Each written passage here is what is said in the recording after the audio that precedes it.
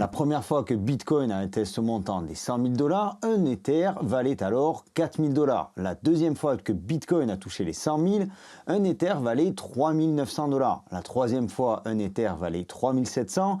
La quatrième fois, 3 400 $. La cinquième, 3 000 $. Et la sixième et dernière fois actuellement, seulement 2 700 $. Soit au total une baisse de 32,5% sur la période. Et au moment de cette vidéo, un Ether s'échange au prix de 2 784 $. Est-ce qu'il faut s'inquiéter pour Ethereum?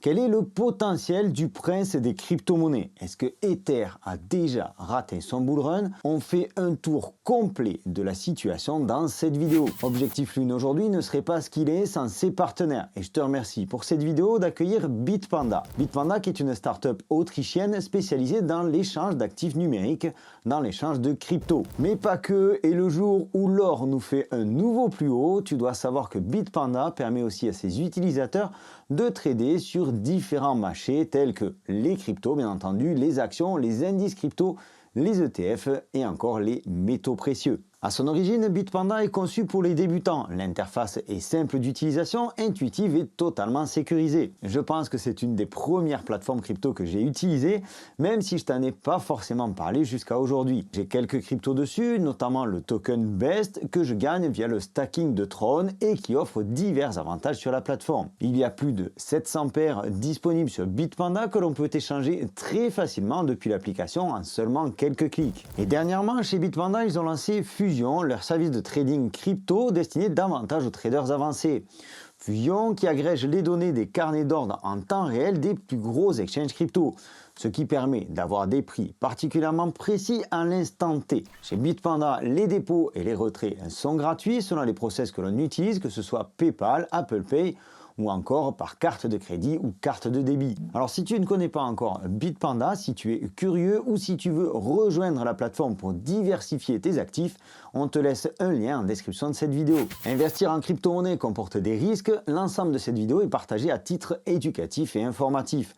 Donc avant d'investir, tu dois effectuer tes propres recherches, investir ensuite avec prudence et discernement et t'informer de la législation en vigueur dans ton pays. Je te remercie de cliquer sur ce lien en dessous de cette vidéo, il te conduira vers Bitpanda. Pour toi, c'est un simple clic, mais pour nous, il est extrêmement important. Revenons à notre Ethereum et allons voir ce qu'il se passe entre Ether et Bitcoin. On fera une analyse graphique un petit peu plus poussée, plus loin dans la vidéo. Ici, je voulais te montrer simplement la courbe de l'Ether face au Bitcoin. On a tendance souvent à comparer les cryptos face aux stablecoins comme l'USDT. Ici, on voit clairement qu'Ethereum est en perte de vitesse face au Bitcoin et ce, depuis le milieu de l'année 2022. Et si on va un petit peu plus loin et comprend par rapport au dernier bull run, au dernier pic du bull run, en décembre 2021, on se retrouve avec une baisse pour l'Ether de 73% face au Bitcoin. Tu viens donc de constater par toi-même qu'il valait mieux détenir du Bitcoin que de l'Ether pendant cette période, c'est clairement pas flambant du côté de l'Ether. Pourtant, du côté des fondamentaux, c'est pas si pourri que ça. Et je pense qu'il ne faut pas ignorer Ether sur ce bull run. J'ai pas mal d'informations à te partager dans cette vidéo sur la situation de Ethereum, notamment ce qu'il se passe autour de Vitalik Buterin. Je te détaille tout ça et on fait un point en fin de vidéo. Je te partagerai d'ailleurs mon sentiment et mes objectifs vis-à-vis d'Ethereum. Au passage, je me permets de te solliciter pour t'abonner en cliquant par ici. Tu peux également rejoindre le Telegram. Tous les liens sont en description de la vidéo. Rendons-nous maintenant sur Defilama, qui est un site d'analyse on-chain. On peut très facilement se rendre compte, grâce à ce type d'outil, que le volume de ces deux derniers mois, donc janvier 2025 et décembre 2024, est en nette augmentation par rapport au mois précédent. On a un volume supérieur à 80 milliards de dollars. C'est un montant que l'on n'avait pas vu, que l'on n'avait pas atteint depuis le dernier bull run et la fin de l'année 2021, le début de l'année 2022. Maintenant, allons faire un tour du côté de Twitter et le Twitter de Eric Trump, le fils de Donald Trump, le président des États-Unis, qui a tweeté le 3 février que selon lui, c'était le meilleur moment pour ajouter de l'Ether à notre bague. Et pour le coup, lui en a bien profité via sa société World Liberty Financial, donc qui appartient à la famille Trump. Ils ont procédé à l'achat de 200 millions de dollars d'Ethereum lors du crash du 3 février, il y a à peine quelques jours. Le 3 février qui a enregistré le plus fort volume d'échanges sur les ETF Ethereum avec 1,49 milliard de dollars échangés sur la journée. portant le total net des assets à 9,98 milliards. Et le 4 février, on voyait l'une des plus grosses entrées sur les ETF Ethereum avec un total de 307,77 millions de dollars. C'est clairement la troisième plus grosse journée en termes d'achat d'ETF Ethereum depuis leur création au mois d'août 2024. Ces ETF qui sont essentiellement concentrés chez Grayscale, BlackRock et Fidelity. Le coût d'acquisition moyen de Fidelity se situe aux environs de 3 379 $. Celui de BlackRock à 3 300 $ et Grayscale aux environs de 2 800 $. Seulement voilà, depuis leur lancement en août 2024, les ETF Ethereum peinent à trouver leur public. C'est peut-être aussi parce qu'Ether n'en finit pas de plonger encore et encore. Quand on y regarde à deux fois, c'est pas seulement Ether, mais c'est plutôt l'ensemble du marché crypto qui souffre face au Bitcoin. Certes, peut-être que notre attention est davantage concentrée sur Ethereum, qui reste pour le moment la deuxième plus grosse capitalisation, mais énormément d'altcoins sont en baisse face au Bitcoin. Je pense que vous vous en êtes rendu compte, mais je tenais tout de même à le rappeler dans cette vidéo. Bitcoin absorbe actuellement tous les capitaux, ou quasiment tous les capitaux. Et c'est d'ailleurs pour ça que sa dominance a explosé ces dernières semaines. Alors est-ce qu'il faut s'inquiéter pour Ether? Cela fait quelque temps que des tensions sont apparues au sein de la fondation Ethereum. Au point même que Vitalik Buterin, le cofondateur de Ether, a fini par s'en mêler. Au début janvier 2025, des membres de la communauté Ether, sous l'impulsion de Fabrice Cheng, ont décidé de manifester leur mécontentement envers la fondation Ethereum, jugeant celle-ci inefficace face au développement d'Ethereum et de la concurrence. Ils ont alors fait pression pour que Danny Ryan, un ancien de la maison, fasse son retour à la tête de la fondation. Pression qui a fortement déplu à Vitalik Buterin, qui s'est exprimé en signifiant que des changements majeurs au sein de la fondation étaient en cours.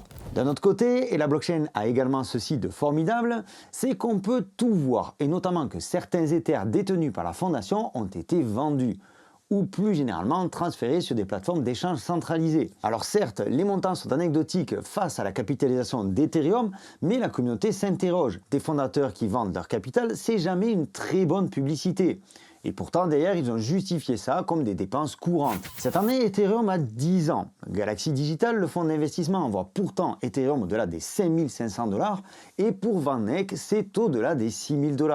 Et le renouveau de Ether pourrait bien venir des Layer 2. Après Dencun en 2024, Ether prépare une nouvelle mise à jour. Pectra, annoncée pour le premier trimestre, Vitalik Buterin vient tout juste de confirmer qu'elle devrait sortir en mars. Pectra va permettre de doubler la capacité des Layer 2 en passant de 3 à 6 blobs, ce qui permettra de traiter plus de transactions, de réduire la congestion ainsi que les frais. Pectra devient indispensable à l'expansion du réseau Ethereum en réduisant les congestions de la blockchain et en augmentant sa scalabilité.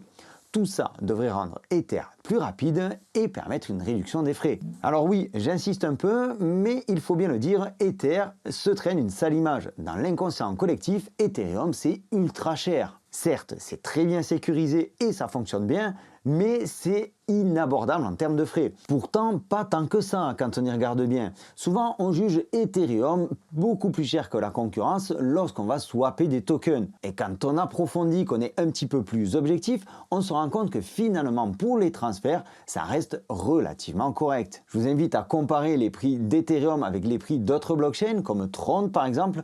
Lorsqu'il y a une grosse activité sur la blockchain, vous verrez, vous risquez d'être un petit peu surpris des prix sur Tron. Mais revenons sur Ethereum, et quoi qu'il en soit, la mise à jour de Pectra devrait faire vraiment du bien aux utilisateurs. Pour moi, aujourd'hui, Ether a simplement pris un peu de retard sur leur concurrence, retard qu'ils pourraient bien rattraper très rapidement. Bien que je vais vous partager dans un instant mes objectifs du prix sur Ethereum, avec un graphique que j'ai élaboré avec mon collaborateur au sein de la Boussole Crypto, mon groupe privé, je dois te dire que je ne suis pas là pour prédire l'avenir et que tout ceci ne constitue pas un conseil financier. Il te faudra à ton tour faire tes propres recherches, je n'ai pas de boule de cristal sur l'avenir exact de Ethereum. Ethereum reste la crypto de l'innovation DeFi, il ne faut pas l'oublier. Sans Ether, il n'y aurait pas eu de smart contract, il n'y aurait pas eu de Layer 2, il n'y aurait pas eu de NFT. Ethereum et Vitalik Buterin sont à l'origine d'énormément d'innovations technologiques dans le domaine de la blockchain et des cryptos. À titre d'exemple, il y a pas mal de temps maintenant, je vous ai parlé des Soulbound Tokens, cette forme de NFT qui permettrait plusieurs applications dans le Web3. comme par exemple le partage uniquement des informations nécessaires et non la totalité des informations liées à votre identité. Si l'on a besoin de savoir si vous êtes majeur, il est inutile de connaître votre date de naissance, seulement savoir si oui ou non vous avez l'âge requis. Et ça, c'est une des applications des Soulbound Tokens. Et c'est une innovation signée Ethereum et Vitalik Buterin. D'un autre côté, la part de Ethereum dans l'écosystème crypto est bien trop importante pour être ignorée. Environ 15% de la liquidité totale et plus de 50% de l'activité de l'écosystème crypto. Cependant, oui, je te l'accorde, Ethereum souffre de la concurrence. Les mêmes coins se développent sur Solana, qui est moins cher et qui est devenu aujourd'hui suffisamment stable. N'oublions pas non plus qu'on donnait Solana comme mort il y a tout juste 2 ans. Un petit peu comme Ethereum aujourd'hui. Alors venons-en maintenant au graphique parce que je sais que certains d'entre vous aiment bien ce type d'information. Voici donc le type d'information que l'on partage au sein de la boussole crypto. On voit ici qu'on a une zone d'achat potentielle sur Ethereum qu'on vient juste de taper avec les derniers plus bas. Ethereum qui pourrait encore potentiellement revenir dans cette zone d'achat. On a quand même un support très costaud sur les 2000 $. Un premier objectif qui se situe vers les 4136 $, ensuite les 4600 $. Et si on regarde sur une analyse weekly, donc sur une analyse hebdomadaire avec une unité de temps plus longue, donc un objectif à plus long terme, on pourrait avoir un Ethereum aux alentours des 5300 $. Pour la première intention, 6200 $ pour le meilleur prix et par extension, donc si on est vraiment en phase parabolique de bull run, on pourrait atteindre les 7300 $. Bien entendu, ce type d'analyse est faite à l'instant T et pourrait évoluer en fonction du marché. Mais je reste tout de même positif et je pense très sincèrement qu'on a atteint un point bas sur Ethereum. Et quand on regarde sur ce graphique également la courbe en orange du nombre de wallets qui détiennent entre 1000 et 10 000 Ether, on voit qu'elle est en nette progression depuis le début de l'année. Les baleines accumulent de l'Ethereum comme jamais depuis 1 an. Et comme pour enfoncer le clou, on a aussi une saisonnalité sur Ethereum. On voit qu'en général, le mois de février est plutôt positif. On a une augmentation moyenne de l'Ethereum sur le mois de février à plus 29,3%. Il me paraît donc intéressant de se positionner sur l'Ether en ce début d'année 2025. Pour finir, n'oublions pas les achats de World Liberty Financial, la boîte d'investissement de Trump dont le fils a écrit sur Twitter que c'était le bon moment pour acheter de l'Ethereum. Je t'en ai parlé il y a un petit moment dans cette vidéo. Pour que Ether retrouve un réel engouement, il faudra cependant passer par la case reconquête de la communauté. Certes, l'utilité de l'Ethereum au sein de l'écosystème n'est plus approuvée. Certes, Ethereum a toujours su apporter de nouvelles innovations technologiques au monde global de la blockchain et de la crypto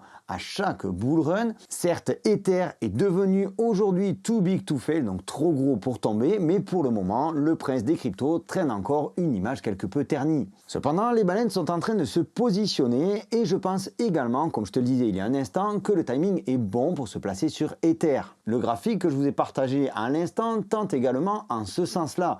La mise à jour Pectra pourrait être le déclencheur d'une nouvelle hausse pour Ether. Personnellement, je le pense. Je pense que Ether n'a pas encore démarré son bull run, qu'il est tout simplement en retard et qu'il n'est pas encore trop tard pour nous de finir notre bague d'Ethereum et de préparer la suite de ce bull run. Je t'invite à me laisser en commentaire ton avis par rapport à tout ça.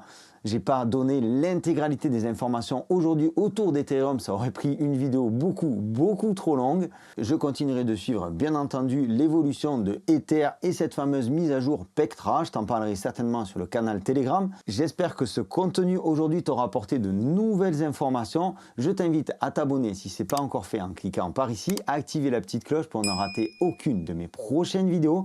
Je te souhaite une excellente continuation. Je te donne rendez-vous dans une prochaine vidéo. D'ici là, prends soin de toi et de tes cryptos. Ciao!